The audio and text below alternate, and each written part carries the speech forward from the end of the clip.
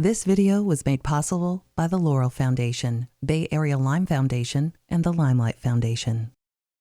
My name is Laura. I'm 36 years old and I was diagnosed with Lyme disease 3 years ago. I'm a project manager. I manage clinical trials. I've got 2 dogs. I'm a yoga teacher. I just got engaged last weekend to a really great guy who's supported me through the whole Lyme journey.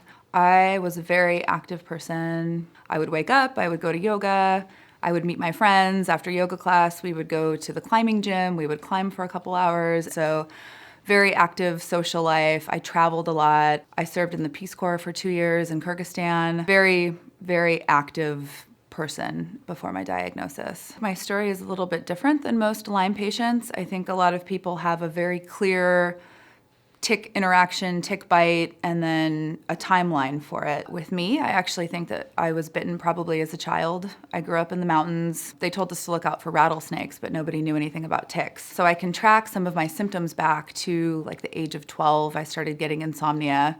And then just over the years, I had waves of feeling good and feeling bad. And then I would say about 8 years ago was when I really started to have a decline in my health. I would go through periods of severe fatigue, but then would come out of it. So I just thought, regular 20-year-old going out, staying up late, burning the candle at both ends. And then it sort of progressively got worse. And it got to the point where it was just hard for me to get out of bed.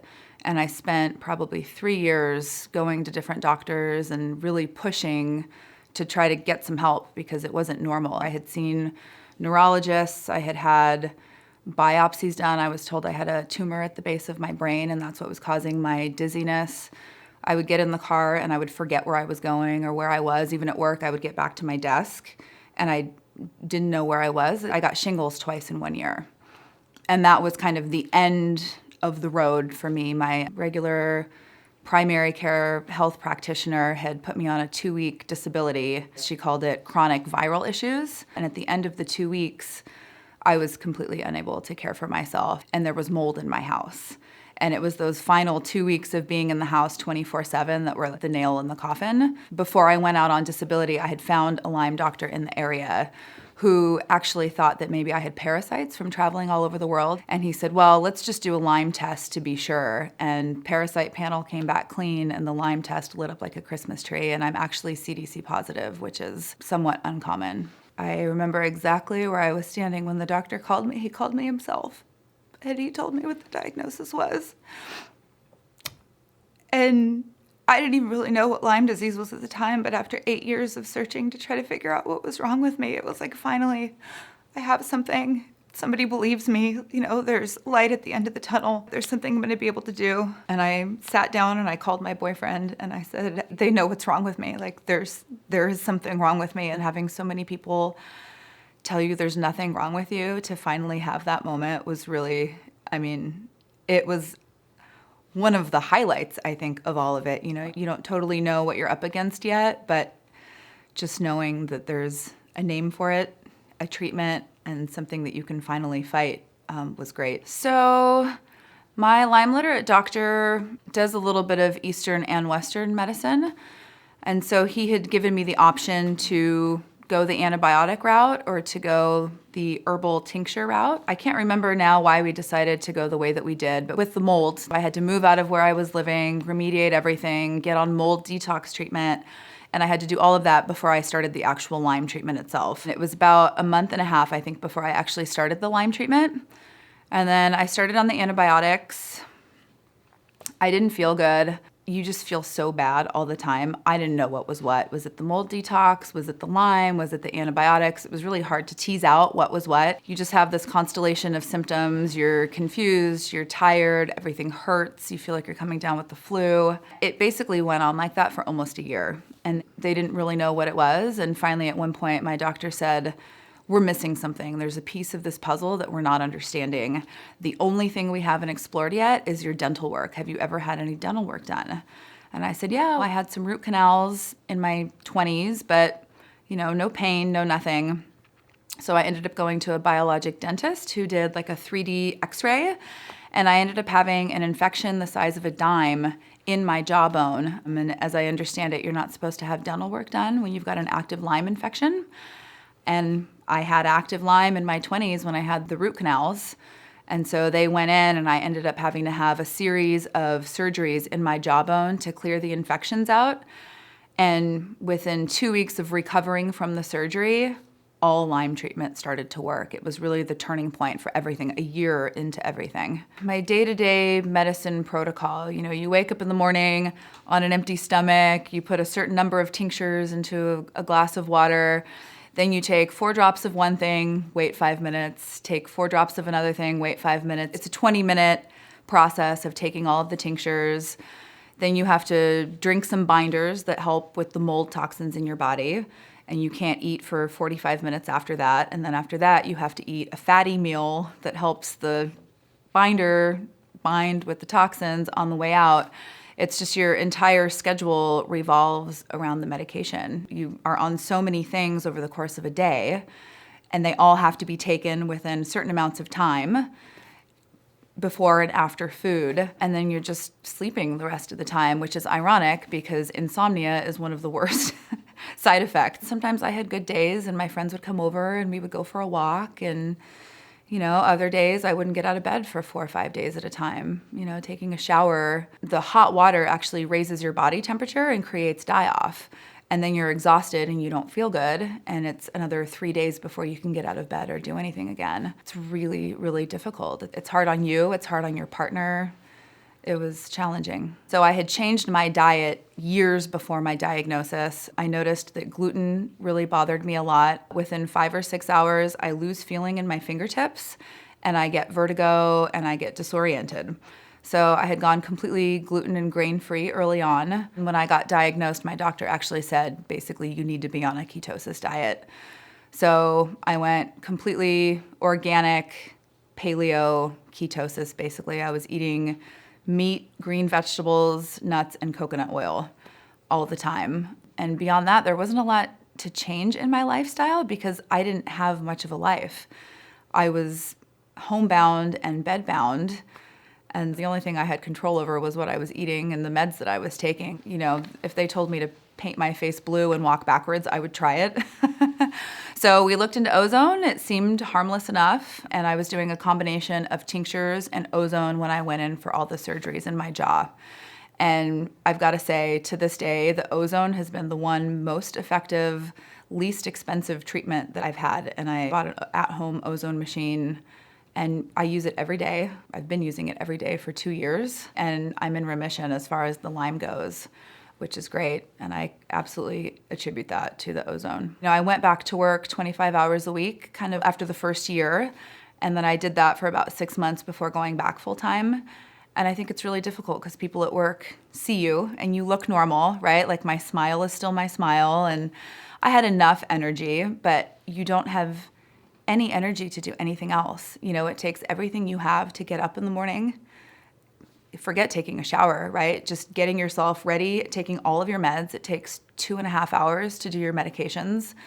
And then you've got to go to the office and be on and awake and social and not come across as a cranky, angry person. And then you go home and you're completely exhausted. You've got no energy and no desire to do anything but lay down and rest because your whole body hurts. It's challenging to get to work every single day, and I'm not sick enough to be on disability, right? Like I can work. So, I get up and I go to work, but everything else suffers. I have no life outside of the office.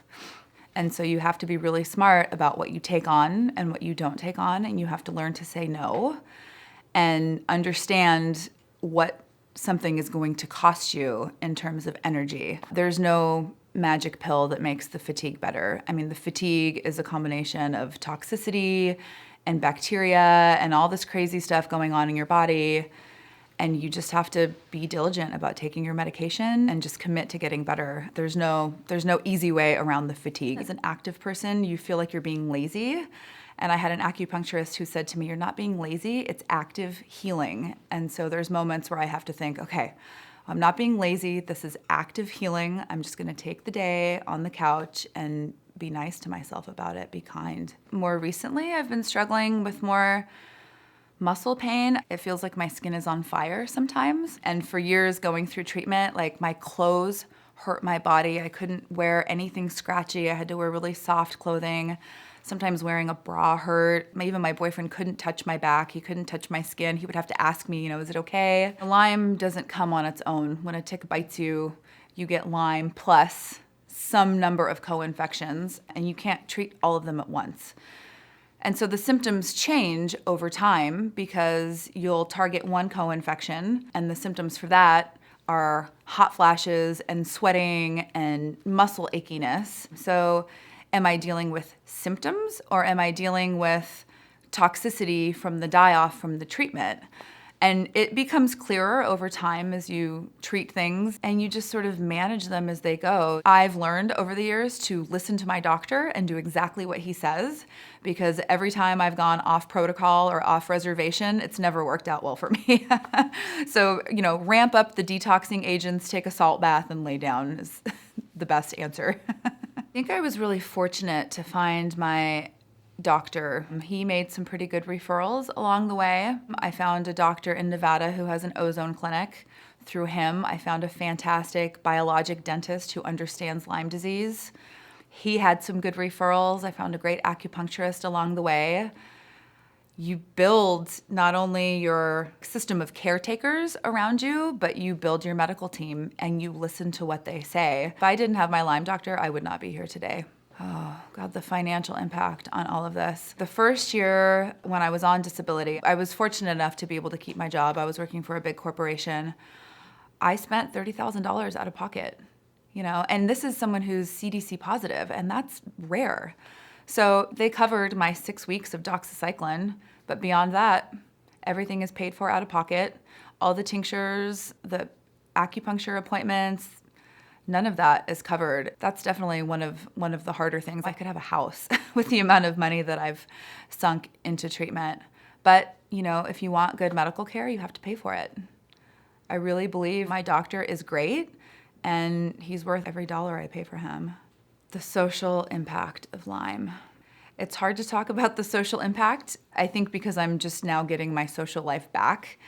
It decimated my social life. You think that you have good friends in your life, and you do, but I think a lot of times when people are healthy, they don't really know how to approach you, and they feel guilty inviting you to events that you can't make it to, so then they don't invite you. And so you feel like people have forgotten about you. Now that I'm coming out of it on the other side, I understand that a little bit more. I think while I was going through it, it was really tough.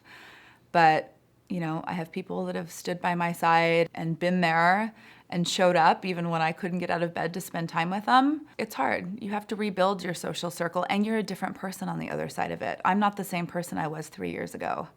And that's hard because as you're rebuilding, some of those friendships that you had just aren't the same, and that's okay. You have to be able to let go of that and find people in your life that support who you are now and the new journey that you're on and the new path that you're on. I've met a lot of great people along the way, but it's different. My social life is different now than it was before. If I could say one thing to every newly Lyme diagnosed patient, it's do not go to your doctor's appointments by yourself. Your brain fog is probably worse than you think it is. There's going to be so much information coming at you that you don't understand yet, that you've got to track the medication protocols, all of that. You've got to have somebody with you in those appointments. If I didn't have my boyfriend and my aunt or a family member come with me, they're talking to you and the information is just bouncing off. You're not absorbing it. They took notes for me for every single medication that I had to take. They drove me to and from appointments. If I didn't have my caregivers, I don't know what I would have done. I wouldn't have gotten through the doctor's appointments. I wouldn't have gotten the medication straight. My boyfriend is a saint. He literally helped me get in and out of bed. Somebody just to go grocery shopping for you, to bring the food home. You can't drive. Some days you're so sick. So having a team of caregivers, if you can find one person, great. If you can spread it across multiple people, it's even better. It's really, really important to have a circle of people surrounding you. You can't do it alone.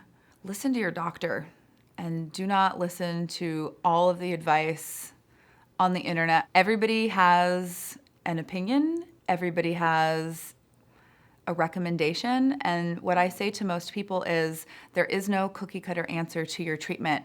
Your genetics are different. The amount of damage that's been done to your system is different. The number of co-infections that you have is different than everyone else. So what worked for one person that worked for another person may not work for you. Some people do great on oral doxycycline. Some people need a year of IV antibiotics. Other people can do completely natural treatment. So just be patient, understand that the road is not always linear, and just be nice to yourself. It's hard when you get into that deep, dark place of isolation and not feeling good, but there is light at the end of the tunnel. Just listen to what your healthcare practitioners are telling you. If you get to a place where you feel like you're not getting better, maybe you're missing something. Maybe your Lyme literate doctor is missing something. Get a second opinion.